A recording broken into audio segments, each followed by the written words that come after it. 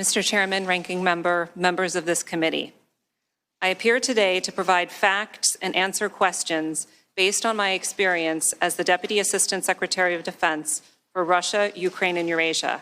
I would first like to describe my background as well as my role and vantage point relevant to your inquiry. I bring to my daily work and to this proceeding my sense of duty to U.S. national security, not to any political party. I have proudly served 2 Democratic and 2 Republican presidents. I entered government service through the Presidential Management Internship Competition, joining the State Department in 1999 to work on counterterrorism in Europe and the former Soviet Union. Inspired by working with the U.S. military on a Department of Defense rotational assignment, I decided to accept a civil service position in the policy organization of the Office of the Secretary of Defense in January 2001, where I have remained for the past 18 years. My strong sense of pride in serving my country and dedication to my Pentagon colleagues were cemented in the moments after I felt the Pentagon shake beneath me on September 11, 2001. My office was scheduled to move into the section of the Pentagon that was destroyed in the attack, but a construction delay meant that we were still at our old desks in the adjacent section on that devastating day. After we had wiped the black dust from our desks and tried to get back to work, I found meaning by volunteering to work on Afghanistan policy and would give my next 4 years to this mission. I later had the opportunity to move into the leadership ranks of my organization and have had the privilege to manage issues ranging from defense strategic planning to homeland defense and mission assurance. I accepted the position of Principal Director for Russia, Ukraine, and Eurasia in 2016 and was honored to be appointed formally to the position of Deputy Assistant Secretary of Defense in 2018. In my current role, I work to advance U.S. national security with a focus on deterring Russian aggression and building strong partnerships with the frontline states of Ukraine and Georgia, as well as 10 other allies and partners from the Balkans to the Caucasus. Strengthening Ukraine's capacity to defend itself against Russian aggression is central to my team's mission. The United States and our allies provide Ukraine with security assistance because it is in our national security interest to deter Russian aggression around the world. We also provide security assistance so that Ukraine can negotiate a peace with Russia from a position of strength. The human toll continues to climb in this ongoing war, with 14,000 Ukrainian lives lost since Russia's 2014 invasion. These sacrifices are continually in my mind as I lead DoD efforts to provide vital training and equipment, including defensive lethal assistance to the Ukrainian armed forces.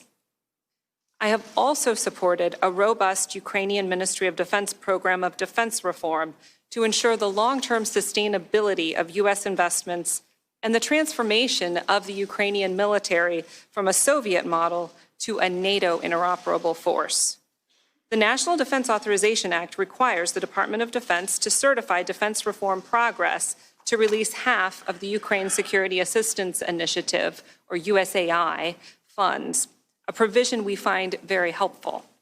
Based on recommendations from me and other key DoD advisors, the Department of Defense, in coordination with the Department of State, certified in May 2019 that Ukraine had, quote, taken substantial actions to make defense institutional reforms for the purposes of decreasing corruption, increasing accountability, and sustaining improvements of combat capability, unquote, meriting obligation of the entire $250 million in USAI funds. This brings me to the topic. I would like to recap my recollection of the timeline in which these events played out. I testified about all of this at length in my deposition. In July, I became aware of a hold being placed on obligation of the State Department's Foreign Military Financing, or FMF, and DoD's USAI funds.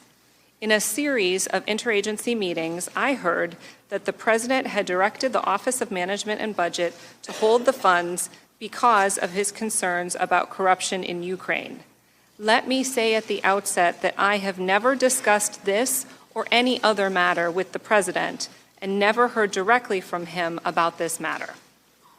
At a senior-level meeting I attended on July 26th, chaired by National Security Council leadership, as at all other interagency meetings on this topic of which I was aware, the national security community expressed unanimous support for resuming the funding as in the U.S. national security interest. At the July 26th meeting, there was also a discussion of how Ukrainian anti-corruption efforts were making progress. DoD reiterated what we had said in our earlier certification to Congress, stating that sufficient progress in defense reform, including anti-corruption, had occurred to justify the USAI spending. I and others at the interagency meetings felt that the matter was particularly urgent because it takes time to obligate that amount of money, and my understanding was that the money was legally required to be obligated by September 30th, the end of the fiscal year. In the ensuing weeks until the hold was released on September 11th, I pursued 3 tracks. First, starting on July 31st at an interagency meeting, I made clear to the interagency leadership my understanding that once DoD reaches the point at which it does not have sufficient time to obligate all the funding by the end of the fiscal year, there were only 2 ways to discontinue obligation of USAI: a President-directed rescission or a DoD-directed reprogramming action, either of which would need to be notified to Congress. I never heard that either was being pursued. Second, I was in communication with the DoD Security Assistance implementing community to try to understand exactly when they would reach the point at which they would be unable to obligate all the funds by the end of the fiscal year. I received a series of updates, and in a September 5th update, I and other senior Defense Department leaders were informed that over $100 million could not be obligated by September 30th. And third, I was advocating for a meeting of the cabinet-level principals with the President to explain why the assistance should go forward. Although I heard of attempts to discuss the issue with the President, I never received details about any conversations other than a status update that the hold had not been lifted. After the decision to release the funds on September 11th of this year, my colleagues across the DoD Security Assistance enterprise worked tirelessly to be able to ultimately obligate about 86% of the funding by the end of the fiscal year, more than they had originally estimated they would be able to. Due to a provision in September's continuing resolution appropriating an amount equal to the unobligated funds from fiscal year 2019, we ultimately will be able to obligate all of the USAI funds. Given how critical these funds are for bolstering Ukraine's security and deterring Russia, I appreciate this congressional action.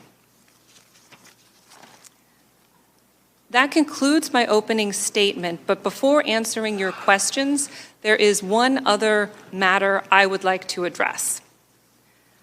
I testified in a deposition before this committee and other committees on October 23rd, 2019. At that time, I was asked questions about what I knew about when the Ukrainian government may have learned about any hold on security assistance funds. I answered those questions based on my knowledge at that time. Since my deposition, I have again reviewed my calendar, and the only meeting where I recall a Ukrainian official raising the issue with me is on September 5th at the Ukrainian Independence Day celebration. I have, however, since learned some additional information about this subject from my staff. Prior to my deposition testimony, I avoided discussing my testimony with members of my staff or anyone other than my attorney to ensure that my deposition testimony was based only on my personal knowledge. My deposition testimony was publicly released on November 11th, 2019. Members of my staff read the testimony and have come to me since then and provided additional information. Specifically, on the issue of Ukraine's knowledge of the hold or of Ukraine asking questions about possible issues with the flow of assistance, my staff showed me 2 unclassified emails that they received from the State Department. One was received on July 25th at 2:31 p.m. That email said that the Ukrainian Embassy and House Foreign Affairs Committee are asking about security assistance. The second email was received on July 25th at 4:25 p.m. That email said that the Hill knows about the FMF situation to an extent, and so does the Ukrainian embassy. I did not receive either of these emails. My staff does not recall informing me about them, and I do not recall being made aware of their content at the time. I do not have any additional information about precisely what the Ukrainians may have said, what may have been their source of information about a hold or any possible issues with the flow of assistance, or what the State Department officials may have told them. My staff also advised me in the last few days of the following additional facts that may be relevant to this inquiry. Again, my staff does not recall informing me about them, and I do not recall being made aware of this.